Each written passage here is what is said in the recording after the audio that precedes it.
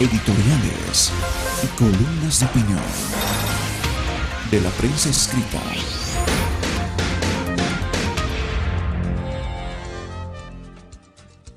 El material. Listos para hacer este comentario. David, buen día.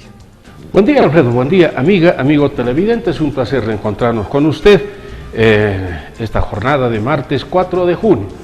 Y vamos de inmediato a la revisión de los editoriales y algunas columnas de opinión, porque el tiempo no da para todo, tratamos de hacer cuanto podamos. Comenzamos con Cambio. Para Cambio, lo más importante es hablar de un decreto. ¿Cuál será? Antiguo, pasado, de hace años, de hace mucho tiempo? No lo sé.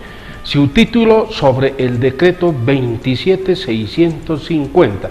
¿Y quién puede detener un número? Este decreto fue de tal o tal año, tal tiempo. No, difícil, tantos decretos que hay. Entonces veamos a qué se refiere sobre el decreto 27650.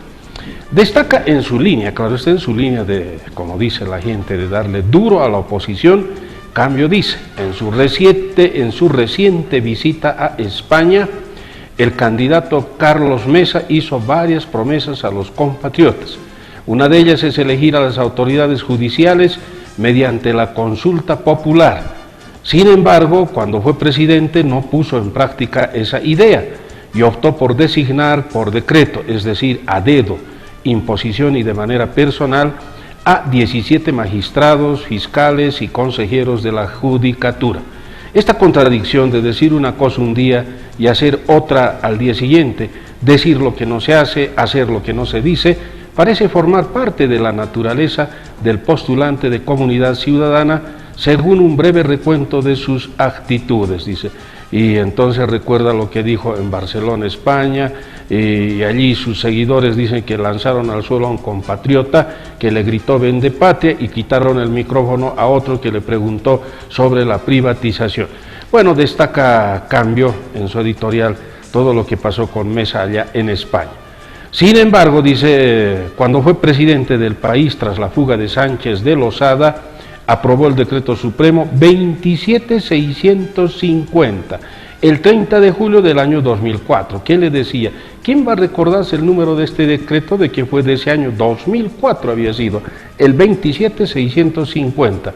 Y dice que esta aprobación pasó por encima del entonces Poder Legislativo y dejó boquiabiertos, dice, a dirigentes del MIRE, MENERE, NFR y otros que no podían creer que Mesa haya asumido decisiones unilaterales al haber designado a dedo a las principales autoridades judiciales del país. Y bueno, dice, ese decreto anunciado cerca de la medianoche tuvo como antecedente una medida similar asumida por Sánchez de Losada, cuando también designó por decreto presidencial al fiscal general Óscar Crespo Solís. Bueno, y recuerdo otros casos, en fin, usted sabe que los editoriales son largos, pero bueno, usted ya entiende. Otro caso se presentó en 2003 cuando las víctimas de la masacre de octubre pidieron sanción para Sánchez de Losada. Entonces Mesa ofreció ni olvido ni venganza, sino justicia.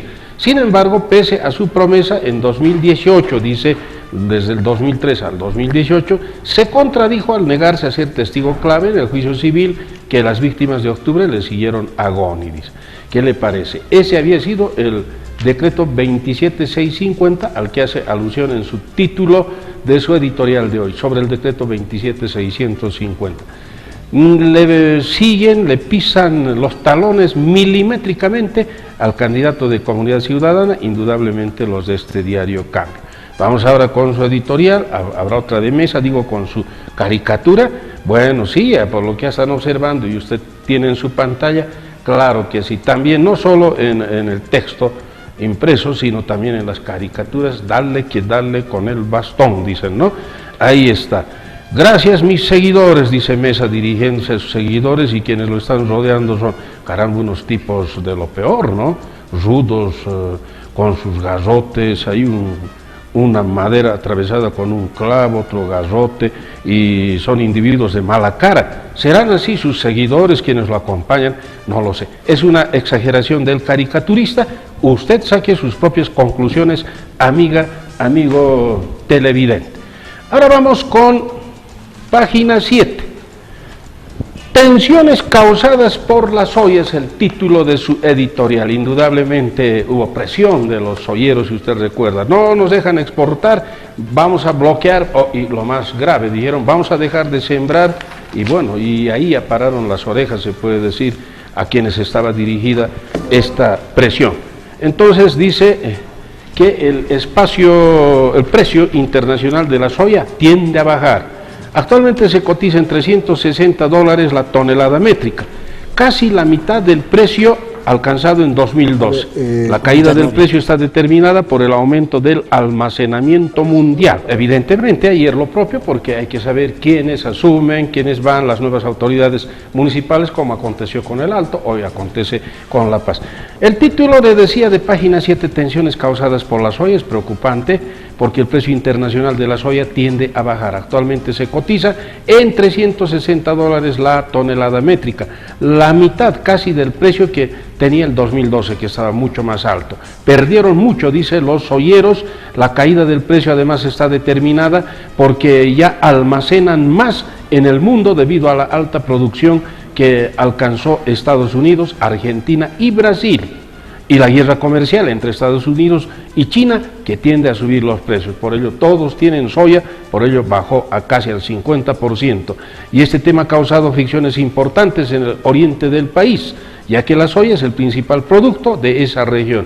Y destaca que la lógica del Ejecutivo es mantener los precios bajos en el mercado local, pero no está viendo el panorama de afuera y el panorama para los soyeros, porque dice que la soya es importante en los sectores avícolas, porcino y ganadero.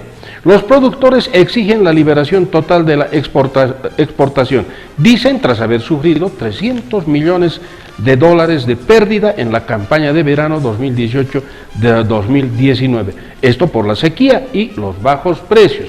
Ahora, la tensión también está porque los productores exigen a las industrias un precio mínimo de $291 por tonelada, mientras estas ofrecen solamente $225.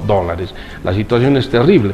Fue atendido el pedido de los soyeros por el tractorazo con el que amenazaron y bloqueo de carreteras. Al final, dice el editorial, el ultimátum, el presidente Evo Morales decidió ceder en su posición y el Ministerio de Desarrollo Rural y Tierras anunció que se liberará la exportación del 60% de la producción del grano, o sea, de la soya. Entonces la Cámara Agropecuaria del Oriente dijo que la liberación del 60% no resuelve el problema. En ese sentido demandó que la producción pueda ser exportada, además, sin el requisito de contar con certificados de abastecimiento ni cupos de exportación. Algo sucede, cuando ya le tocan los bolsillos, como en este caso a los soyeros, ya empiezan las protestas. No están conformes con exportar solo el 60%, no han exportado durante tanto tiempo y ahora quieren exportar pese a que los precios están bajos y temen que puedan bajar más. Bueno, una especie de subeditorial, diremos, o definitivamente subeditorial, titula en página 7, Medallita al policía honesto. Y dice, saber que la policía boliviana condecoró a un uniformado por haber rechazado 10 bolivianos de coima, nos hace pensar que vivimos en un país de caricatura, o en la República de los Cocos. ¿Se acuerda esto de la República de los Cocos? Sí, es de una película de Cantinflas de hace unos 30 años, cuando lo nombran embajador en la República de los Cocos. Y bueno, y hay cada cantinfleada ahí. Bueno, dice, en la República de los Cocos, donde se reparten medallitas por todo y por nada. De seguir esa lógica, tendrían que ser condecorados todos los ciudadanos bolivianos que cumplen la ley y que no cometen delitos. Así recibirían su presea los no asesinos, los no estafadores, los no violentos, los no ladrones. Lo más grandioso es el grandilocuente justificativo, dice, que señala, dice, ¿no?, de su comandante, del general de la policía, que dijo, expresar nuestro reconocimiento a una acción honesta, una acción valerosa y heroica, la de denunciar la corrupción de los malos ciudadanos, dijo el comandante de la policía Yuri Calderón cuando impuso el reconocimiento. Y página 7 dice, estamos ante el hecho de que la corrupción en la policía es general a tal punto que cuando aparece un policía honesto debe ser condecorado. Esa es la caricatura, que haya un policía honesto y que merezca ser condecorado, porque los demás en esa lógica serían todos corruptos. De ser así, la condecoración estaría justificada, pero queremos creer que no. Concreto y terminante y duro este subeditorial sobre la policía. Bueno, usted ya escuchó las noticias, ¿no? La policía rechazó una coima de 10 bolivianos y causó risas, también hay de todo, la gente comenta. Pero si la coima era, dicen, la coimisión era de 200 bolivianos, ¿qué hubiese pasado? Se preguntan, en fin, pero no hay que dudar de la honestidad de ese policía. Vamos con la caricatura de página 7, que se ve un dedo de color azul, siempre lo pintan también en este diario, al más, con un dedo grande sobre el dedo índice está montado ahí, la presidenta, se nota, el Tribunal Supremo Electoral, hay una señora con pollera, sombrero, en fin, apuntando a un solo norte. ¿Cuál es ese norte? No lo sé. Usted indudablemente tiene que también forjarse su propio criterio. ¿Cuál es ese norte que señala? Vamos con el diario El Decano de la Prensa Nacional. El diario, su título, Gran Complejo de Salud en Edificio UNASUR. Bueno, usted ya tiene en su pantalla y dice, y recuerda, por si usted no lo sabía también, que la construcción de un gran edificio destinado al funcionamiento de UNASUR levantada en Cochabamba con un costo millonario, cuenta con espacios que estaban destinados a, entre comillas, múltiples dependencias de UNASUR, pero con el abandono masivo de los países componentes de esta entidad, prácticamente el edificio y dependencias de diversa índole han quedado en absoluto abandono. Y si han sido utilizadas desde su inauguración el año 2018, ha sido simplemente para uso de las fuerzas políticas del partido de gobierno, que no se han preocupado por realizar reparaciones de algunos espacios que se encuentran en estos deterioros. De ahí que el diario abre en su editorial de la fecha, dice, esta edificación podría servir, como ya se había sugerido hace mucho tiempo, para un gran complejo hospitalario, destinado a las diversas especialidades que se podría instalar, puesto que cuenta con grandes espacios destinados a jardines, estacionamientos, sitios para ambulancias, residencias de médicos, etc. En el país se viven situaciones muy difíciles por la carencia de hospitales. El gobierno anuncia periódicamente la construcción de unidades destinadas a las diferentes especialidades, pero nada se concreta, según el diario.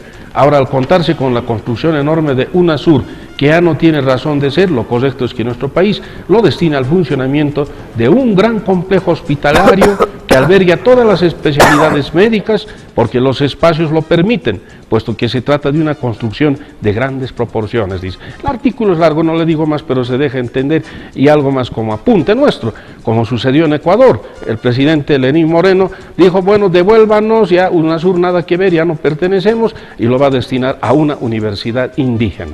Algo así ahora que se puede hacer con lo de Cochabamba, ese gran complejo de salud. Bueno, el diario no deja de tener razón, que al final dice, un sentido de previsión debería obligar al propio gobierno a destinar esa inmensa construcción a hospitales que el país requiere con urgencia.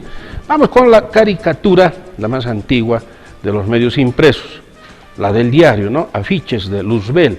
¿Qué observamos ahí? Usted ya tiene en su pantalla. Están jugando canchitas, ¿no? Así se denomina a este juego, canchitas. Dos muchachos, dice, la selección y Lampe, hicieron un buen partido aunque perdieron, dice uno, y el otro le dice, el peor error de la selección fue jugar en el campo verde con uniforme verde. Hay quienes dicen que Lampe nomás fue el que impidió que pierdan por un mayor número de goles. ¿Será así? ¿Y que para qué sirve ese Martins, Juan? ¿Para qué lo traen si lo único que quiere es plata? Dicen, ¿será así? Pienso que sí, ¿no? ¿O no? Bueno, no lo sé, usted ya dirá. Vamos con el editorial de El Alteño. El desafío de César con broche de oro, dice. Y da cuenta de lo que sucedió ayer. La concejal de Unidad Nacional, Janet Chuquime, asumió ayer la presidencia del Consejo Municipal de El Alto con el desafío complejo de cesar la gestión con broche de oro y de forma impecable. Y dice que Chuquime estará bajo la atenta mirada de los dirigentes vecinales que en la recta final de cada gestión siempre acostumbraron presionar con más fuerza para que las autoridades no se vayan dejando tareas pendientes. A ellos se sumarán los futuros candidatos a concejales que en tiempos preelectorales comienzan a buscar, entre comillas, pelos en la leche para sacar provecho político en base a los errores administrativos de las autoridades. Entonces destaca que, por ello, esta transición que empieza a dar, se ha de convertir en un nuevo adversario de la presidenta del Consejo. En los hechos trabajarán casi normal hasta diciembre de este año, pero a partir de enero del próximo el tiempo comenzará a correr en cuentas regresivas. Dice, no dejan de tener razón, indudablemente, amigo televidente, porque ahora esta campaña se ha de convertir en el nuevo adversario de la presidenta del Consejo y también de la alcaldesa. ¿Por qué? Porque todos les van a decir, esto hizo mal, esto lo otro mal, esto hubo en esto, hay irregularidades, hay corrupción. Bueno, se dirá de todo, amigo televidente. A eso apunta editorial muy local, claro está, de El Alto, de El Alteño.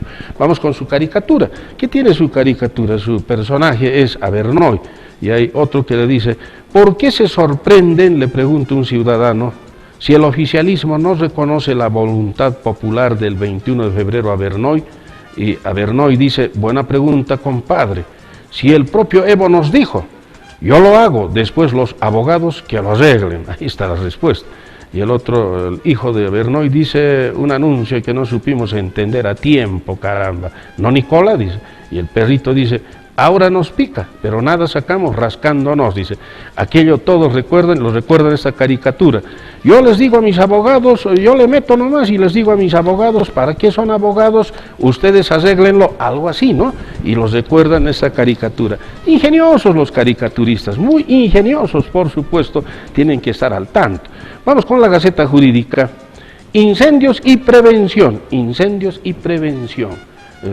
Ahí está, usted tiene en su pantalla y dice que la semana anterior otra vez se registró con consecuencias muy lamentables un incendio forestal en la serranía de Sama, en el departamento de Tarija, en la reserva biológica de la cordillera de Sama, que se encuentra ubicada en la región oeste, en las provincias Méndez y Avilés de ese departamento sureño de Bolivia. Lo lamentable es que este tipo de siniestro se repite incluso más de una vez al año y provoca la pérdida de enormes extensiones de cobertura forestal y vegetal. En esta ocasión se habló de que se perdió entre 50 a 150 hectáreas arrasadas por el fuego. Por ello, dice, se debe tomar las previsiones, porque debido a las condiciones del clima que provocan sequedad en las plantas y sequías en los cursos de agua, cualquier descuido con fuego, es decir, de manera intencional o involuntaria, se convierte en un gran incendio. Alguien que está fumando bota una colilla y no ha tenido el cuidado de pisar, de apagarla, bueno, ya un incendio tremendo. En fin, no deja de tener razón. Ojalá que tomen en cuenta todos, no solamente las autoridades. Vamos con la caricatura de la Gaceta Jurídica, las bolsas de plástico, a lo que nos hemos venido refiriendo mucho, hemos escrito también algunas columnas de opinión, y ahí se ve, dice, hay prontito una ley que eliminará las bolsas plásticas, que inundan, ahí se ve una ribera del lago, en los ríos, en fin, y bueno, se pretende, enhorabuena y que sea efectiva, dice, que se deje de utilizar bolsas de plástico. Estamos atrasaditos. Chile ya aplicó la medida el año pasado, prohibido usar bolsas de plástico, para nada, ha sido erradicada. Luego tenemos también, el primer país fue increíblemente un país centroamericano pequeño, que erradicó las bolsas de plástico también, ya de plástico, las bolsas de nylon, el año pasado. Y ni que se diga en Europa que están en eso, no en países sino asiáticos, como en Tailandia, donde son cientos de millones de bolsas diarias. Entonces se busca erradicar porque es lo que más contamina y lo que no se degrada rápidamente. La bolsa de plástico puede estar años y sigue ahí la bolsa, taponeando, causando problemas. Esperemos que esa ley se apruebe y que bueno. Hay leyes para todo, pero ¿quién las hace cumplir? También la pregunta. Vamos con jornada ética, política y democracia. Dice, es evidente que con alguna frecuencia se apela a la ética para demandar que otros la practiquen, pero muchas veces esta noble demanda se manifiesta desde organismos en los que algunos de sus miembros no siempre predican con el ejemplo. Entonces se refiere a aquello de que en la política la ética en fin, en la democracia, dice, los partidos políticos y sus candidatos, dice, deberían comprometerse con la voluntad ciudadana, proteger y consolidar la democracia bajo principios legales y éticos. Podrán hacerlo, porque la guerra de los insultos, la guerra de todo lo que significa aquello que es contraproducente para la sociedad, se sigue dando siempre, permanentemente, pareciera ser un mal que nos está acechando siempre, permanentemente, pareciera ser una idiosincrasia nuestra como en otros países. De esa manera llegamos al final de Editoriales y Columnas de Opinión. Nos reencontramos en nuestra próxima emisión. Continúa con 5 días, por favor. Buen día y permiso. Editoriales y columnas de opinión de la prensa escrita